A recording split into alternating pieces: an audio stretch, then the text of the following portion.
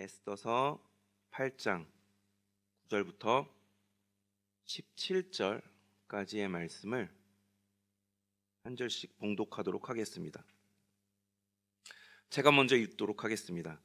그때 시완월 곧 3월 23일에 왕의 서기관이 소집되고 모르드게가 시키는 대로 조서를 써서 인도로부터 구스까지의 127지방 유다인과 대신과 지방관과 관원에게 전할세. 각 지방의 문자와 각 민족의 언어와 유다인의 문자와 언어로 쓰되 아수에로 왕의 명의로 쓰고 왕의 반지로 인을 치고 그 조서를 역졸들에게 붙여 전하게 하니 그들은 왕궁에서 길러서 왕의 일에 쓰는 준말을 타는 자들이라. 조서에는 왕이 여러 고을에 있는 유다인에게 허락하여 그들이 함께 모여 스스로 생명을 보호하여 각 지방의 백성 중 세력을 가지고 그들을 치려하는 자들과 그들의 처자를 죽이고 도륙하고 진멸하고 그 재산을 탈취하게 하되 아수에로 왕의 각 지방에서 아달월 곧 12월 13일 하루 동안에 하게 하였고 이 조서 초본을 각 지방에 전하고 각 민족에게 반포하고 유다인들에게 준비하였다가 그날의 대적에게 원수를 갚게 한지라. 왕의 어명이 매우 급함에 역졸이 왕의 일에 준말을 타고 빨리 나가고 그 조서가 도성 수산에도 반포되니라. 모르드게가 푸르고 흰 조복을 입고 큰 금관을 쓰고 자색 가는 배 겉옷을 입고 왕 앞에서 나오니 수산성이 즐거이 부르며 기뻐하고 유다인에게는 영광과 즐거움과 기쁨과 존귀함이 있는지라. 함께 읽겠습니다. 왕의 어명이 이르는 각 지방 각 읍에서 유다인들이 즐기고 기뻐하여 잔치를 베풀고 그날을 명절로 삼으니 본토 백성이 유다인을 두려워하여 유다인 되는 자가 많더라. 아멘. 저희가 전에 나눈 8장 앞부분의 내용을 잠깐 언급을 좀 해드리자면 이제 하만이 죽음 당한 이후에 일이 어떻게 전개가 되었는가를 우리가 확인을 할 수가 있습니다. 하만이 죽임을 당함으로써 하만이라고 하는 그 위협은 제거되었지만 그렇다고 문제가 완전히 끝난 것은 아니었기에 에스더는 다시 한번 왕 앞으로 나아가서 우리 민족을 살려달라고 그렇게 도움을 구합니다. 하지만 왕이 어떻게 거기에 대해서 반응을 했습니까? 내가 지금까지 이만큼 해줬으면 됐지 뭘 더 나한테 요구를 하느냐라고 물리치면서 무책임한 모습을 보여주었죠. 이렇게 에스더의 모습과 왕의 모습을 이제 비교를 해보면서 우리 인간의 모습 그리고 주님의 모습을 한번 나누어 보았습니다. 죄에 대하여 왕처럼 무책임한 태도로 일관하는 우리의 모습이 있지는 않은지, 그리고 그런 우리를 향해서 에스더의 마음으로 안타까워하며 죄의 문제를 해결해 주시고 더 나아가서 우리를 길 잃은 양처럼 불쌍히 여겨주셔서 삶의 모든 문제들에도 주님께서 그것에 대해서 도와주시고 붙잡아 주시고 해결하여 주시고 인도해 주시는 그런 주님의 모습을 생각해 볼 수 있다라고 지난 시간에 나누었습니다. 이제 8장 후반부 내용에 대해서 간단하게 말씀을 드리면 모르드게의 주도하에 조서를 새롭게 써서 반포했다라는 게 이 뒷부분의 내용입니다. 왕이 무책임한 태도로 나 몰라라 하는 식의 모습을 보여주었지만 한편으론 다행스럽게도 모르드게가 왕의 반지 인장을 칠 수 있는 그 반지를 갖고 있었기 때문에 그것을 가지고 어떠한 것을 해도 상관하지 않는 자유롭게 놔두는 그런 모습을 보여주었습니다. 그래서 모르드게가 조서를 작성해서 이제 반포할 수 있는 그 권한을 가지게 되었고 그것을 이제 실행에 옮기게 되죠. 이를 통하여서 하만이 반포했던 조서의 내용을 무력화할 수 있도록 조서를 거기에 맞게 이제 작성하여서 반포했고 이 반포된 조서가 수산성뿐만이 아니라 각 지방 127지방에 이제 반포가 되었다라고 이야기를 합니다. 이를 통하여서 유다인들은 이제 기쁨을 누리게 되었다. 얼마나 기뻤던지, 얼마나 이 조서가 그들에게 큰 의미가 있었던지 이 조서가 반포된 날을 기념일로, 명절로 지정할 정도로 그들에게는 큰 의미가 있었다라고 오늘 본문은 이야기를 하는데요. 그래서 저는 이 조서와 관련하여서 모르드게가 작성하여서 반포하였던 조서와 관련하여 그 의미에 대해서 한번 나눠 보고자 합니다. 유다인들에게 큰 의미가 있었던 이 조서가 우리들에게 어떠한 의미로 받아들일 수 있을 것인가? 첫 번째로는 대속의 의미로 우리가 받아들일 수 있겠습니다. 아시다시피 당시 페르시아 제국에서는 한번 이제 왕의 인을 치고 반지로 인을 치고 반포된 조서는 무력화할 수, 그것을 철회할 수 없는 그러한 법적 제한이 있었습니다. 때문에 이 하만의 조서를 물릴 수가 없었습니다.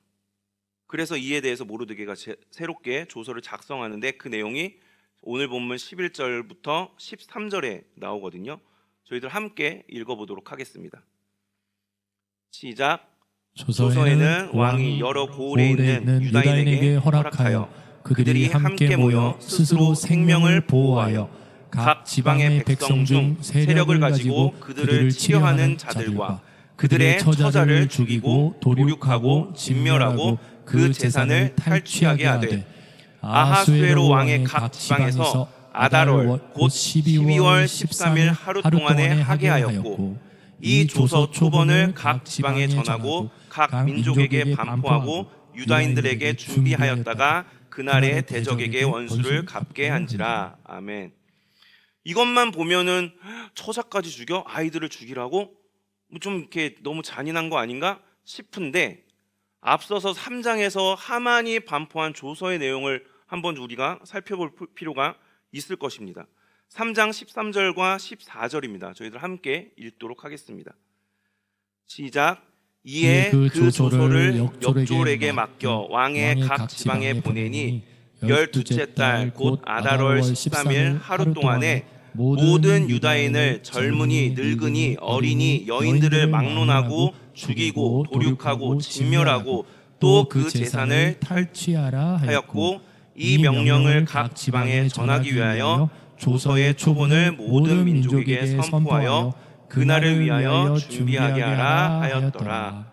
아멘. 방금 읽은 하만의 조서와 앞서서 읽은 모르드게의 조서의 내용이 어떻습니까? 비슷하죠. 내용이 굉장히 흡사합니다. 그래서 이것을 왜 아이들 처자까지 죽여야 돼? 너무 잔인한 거 아니야? 이런 식으로 그렇게 우리가 반응하고 생각을 할 게 아니라 왜 모르드게가 이렇게 흡사하게 내용을 작성을 하였는가? 제가 목소리가 너무 컸나요? 왜 그랬는가? 하만이 작성한 조서에 대해서 맞춤형 대응을 하기 위함이라는 겁니다. 맞춤형 대응. 마치 데칼코마니처럼 이렇게 딱 접었다 피면은 그 모양이 양쪽의 모양이 똑같이 이렇게 그려지지 않습니까? 그것처럼 하만의 조서의 내용에 딱 맞는 모양으로 그 조서를 꾸며서 그 하만의 조서의 내용을 완전히 덮어버려서 그것을 무력화할 수 있도록, 이것은 철회할 수 없는 것이기 때문에 거기에 맞춤 대응으로서 대응할 수 있도록, 저항할 수 있도록 한 것이다 라는 게 학자들의 이야기라는 것입니다. 하만의 조서라는 그 문제에 딱 맞춰서 맞춤형으로 그것에 덮어서 해결하고자 한 것처럼 우리가 예수 그리스도가 행하신 대속이라는 의미가 바로 그것이 아닐까 싶은 겁니다. 우리가 나 자신이 지은 죄에 대해서, 지금까지 지은 죄에 대해서 한번 생각을 해보면 가볍게 그냥 친구들이랑 가족들에게 거짓말한 상대적으로 가벼운 그런 잘못도 있지만 우리 마음 가운데 있는 어두운 그런 죄들도 있지 않습니까? 남에게 차마 말할 수 없는 정말 깊은 곳에 숨겨놓은 그 커다란 죄의 덩어리들을 생각을 해볼 때 그 죄를 나 대신해서 누가 책임져 줄 수 있겠는가를 한번 생각을 해보는 것이죠. 나 말고 다른 사람이 도화가 대신 어머니의 죄를 짊어지고 그 죄의 대가를 치를 수가 있겠습니까? 나의 죄를 우리 부모님이 대신 치러줄 수가 있겠습니까? 여기에 더해서 우리는 현재를 살고 있는데 과거에 살았던 사람들, 그리고 앞으로 미래를 살아갈 사람들, 그 모든 이 지구상에 나타났고 나타나 있고 나타날 모든 인간의 죄의 모든 그 덩어리, 죄의 덩어리 하나를 누가 상쇄시키고 무효화, 무력화 시킬 수 있겠는가를 생각해 볼 때, 우리의 죄는, 우리가 지금까지 지었던 죄는 이미 엎질러진 물이기 때문에 그것을 다시 주워 담을 수 없죠. 그것을 되돌릴 수 없습니다. 마치 하만이 조서를 반포한 것처럼 이것은 이미 철회할 수 없는 것이 되어버렸죠. 여기에 대해서 우리가 할 수 있는 게 과연 무엇이 있겠느냐라는 것입니다. 프랑스에 오베르 뉴론 알프라라고 하는 지역이 있다고 합니다. 거기에 브리우드 생 줄리앙 대성당이라는 이 성당에, 큰 성당이 하나 있는데, 사진을 보여주십시오. 십자가에 달리신 그리스도의 모습인데 자세히 보시면 피부가 범상치가 않습니다. 예수님의 피부가 굉장히 범상치가 않거든요. 그냥 핏자국이 아니라 저것은 나병에 걸리신 그리스도라고 하는 십자가 상이라고 합니다. 나병에 걸린 예수 그리스도께서 이제 십자가에 달려 계신 거죠. 이 성당이 있는 이 마을은 한때 나병 환자들이 거주했던 그런 장소였다고 합니다. 그래서 서로에 따르면 한 나병 환자가 십자가에 누워서 하나님께 이 나병을 좀 치유해 주십시오 라고 간절하게 기도를 하고 일어나니까 완전하게 깨끗하게 치유를 받았답니다. 그런데 그 대신 저 그리스도, 십자가에 달리신 그리스도 저 조각상에 그 나병의 흔적이 남았다라고 설화가 있습니다. 설화는 설화일 뿐이겠지만 이것이 무엇을 의미할까를 생각을 해볼 때, 나병을 누가 대신 짊어져 줄 수 있겠느냐라는 것이죠. 누가 대신 그 병을 대신 걸려서 그 병을 알아줄 수 있겠는가? 우리는 각자가 그 누구도 대신 져줄 수 없는, 감당해 줄 수 없는 죄를 가지고 있죠. 근데 그것에 대해서 딱 맞게 해결하여 주실 수 있는 분이 바로 한 분이 계시다라는 것을 우리가 알고 고백하고 믿고 있죠. 우리는 예수 그리스도밖에 없음을 우리는 고백합니다. 그의 피 흘림은 그 모든 것을 덮고도 남음이 있죠. 죄에 딱 맞게 죄를 완전히 흔적도 남기지 않고 덮어서 없애버릴 만큼의 가치가 있는 것이 바로 예수 그리스도의 피임을 우리는 고백을 하고 있지 않습니까? 이제 우리가 사순절이 시작이 됩니다. 사순절을 통해서 우리는 이 대속의 의미를 다시 한번 올해에도 되새기게 될 텐데요. 철회할 수 없는 조소에 딱 맞게 거기에 맞는 조소로서 문제를 해결하려고 한 것처럼, 돌이킬 수 없는 우리의 그 하나하나의 죄 위에 예수 그리스도께서 십자가에서 피를 흘리셔서 그 죄를 덮어주셨고 감당해 주셨다라는 것을 우리가 다시 한번 되새기면서 대속의 의미가 우리들에게 깊이 있게 다가올 수 있게 되기를 소망합니다. 둘째는 부활의 의미를 우리가 생각해 볼 수 있을 것입니다. 3장에 다시 한번 하만이 조서를 작성했다는 내용이 나오는데, 그 중에서 12절과 3장 12절과 오늘 본문 8장 9절을 함께 읽어보도록 하겠습니다. 시작. 첫째 달 13일에 왕의 서기관이 소집되어 하만의 명령을 따라 왕의 대신과 각 지방의 관리와 각 민족의 관원에게 아하수에로 왕의 이름으로 조서를 쓰되 곧 각 지방의 문자와 각 민족의 언어로 쓰고 왕의 반지로 인치니라. 그 뒤도 읽겠습니다. 시작. 그때 시완월 곧 3월 23일에 23일에 왕의 서기관이 소집되고 모르드게가 시키는 대로 조서를 써서 인도로부터 구스까지의 127 지방 유다인과 대신과 지방관과 관원에게 전할세 각 지방의 문자와 각 민족의 언어와 유다인의 문자와 언어로 쓰되. 아멘.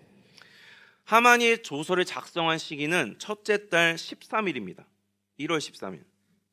그리고 모르드게가 조서를 작성한 시기는 3월 23일입니다.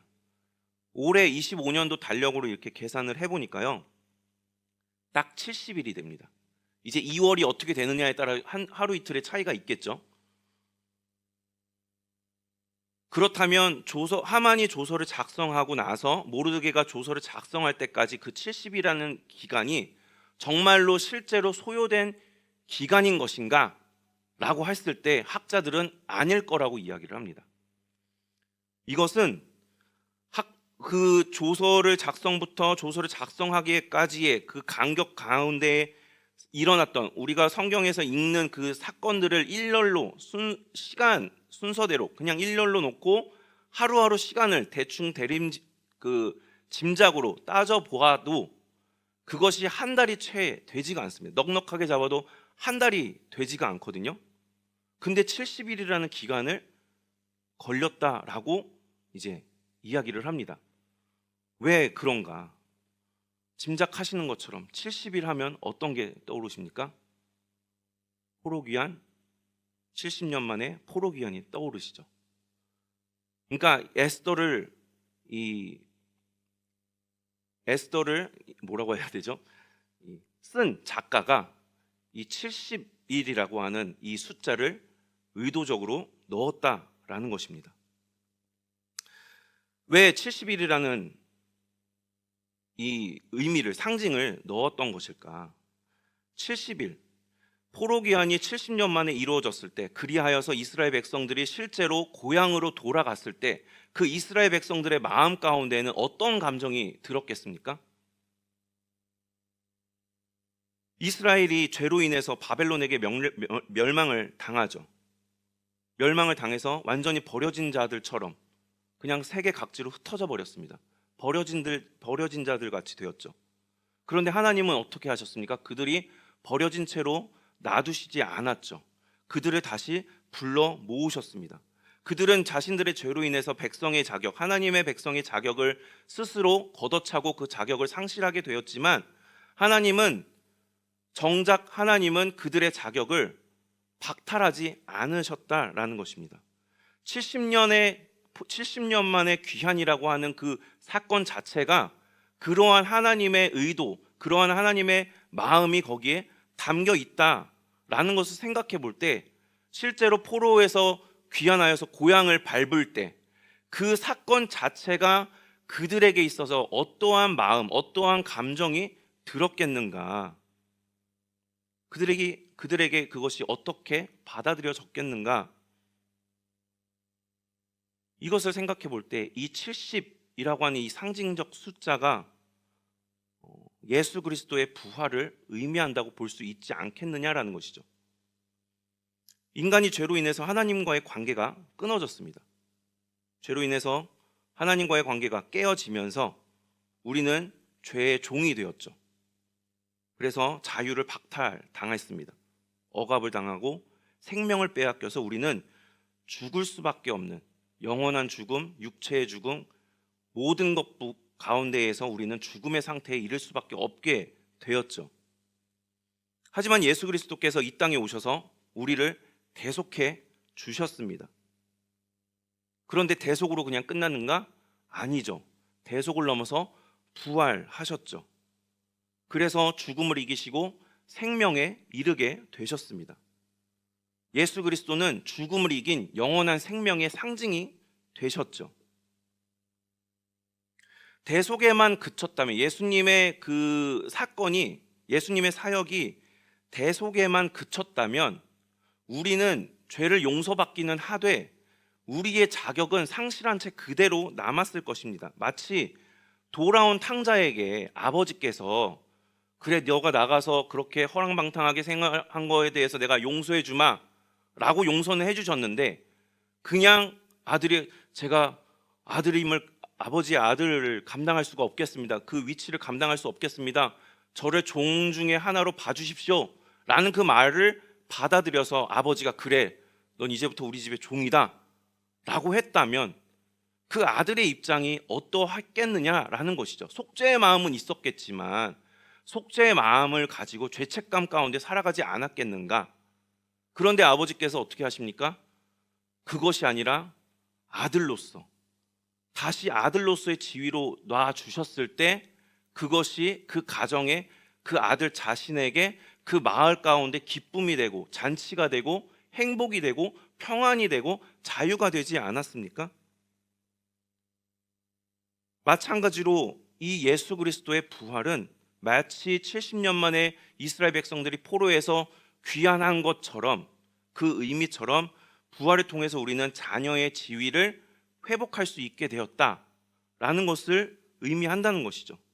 우리가 영원한 생명을 얻을 자격을 부여받게 되었다라는 겁니다.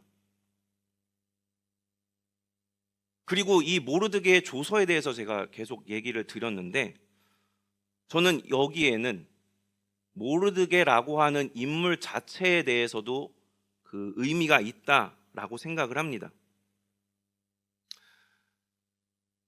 모르드게가 어떠한 인물입니까?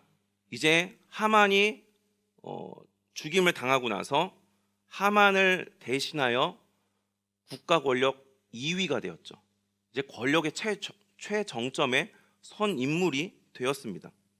그러면은 그가 작성한 조서가 반포되었을 때, 모르드게의 이름으로 조서가 작성되었다라는 것이 알려졌을 때, 그리고 모르드게가 이것을, 이 일에 대해서 직접 챙겨서 막 모르드게가 적극적으로 나서서 했다면, 그렇다면 아무래도 이 일이 영향이 있지 않겠느냐라는 것이죠. 모르드게가 유다인의 편에 서 줌으로써, 함께 그것을 대응해가고 함께 싸워 줌으로써 유다인들에게 있어서는 조서가 작성되고 반포된 것만으로도 그들에게는 기쁨이 되고 어떠한 자유가 되고 용기를 갖게 되겠지만, 모르드게라는 인물을 통해서도 그들에게 더욱더 확신이 되지 않았겠느냐. 이 조서는 분명하게 실행될 것이다 라고 하는 그 확신이 그들의 마음 가운데 있지 않았겠는가. 그래서 완전한 그 두려움이 사라져 버렸을 것입니다. 마찬가지로 우리를 죄에서 죽음과 절망과 낙담과 두려움 가운데 우리를 내버려 두지 않으시고 생명과 소망을, 자유함을 주셨기 때문에 예수 그리스도의 이 부활은 부활 자체로도 굉장한 기쁨이 되는 것인데, 하나님의 아들이신 예수 그리스도 당신께서 직접 부활의 당사자가 되셨기 때문에 그 부활이 우리에겐 더욱더 분명한 것이 되고 확신을 가질 수 있을 만한 것이 되지 않았겠는가라는 것이죠.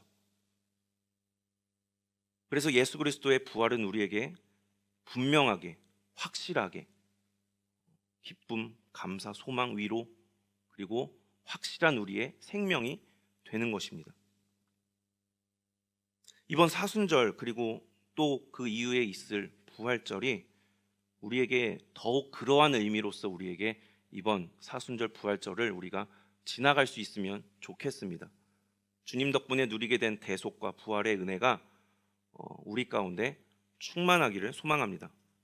매임에서 자유함으로, 절망에서 기쁨으로, 죽음에서 생명으로 놓였음을 확신하는 그런 복된 이 기간 되기를 소망합니다.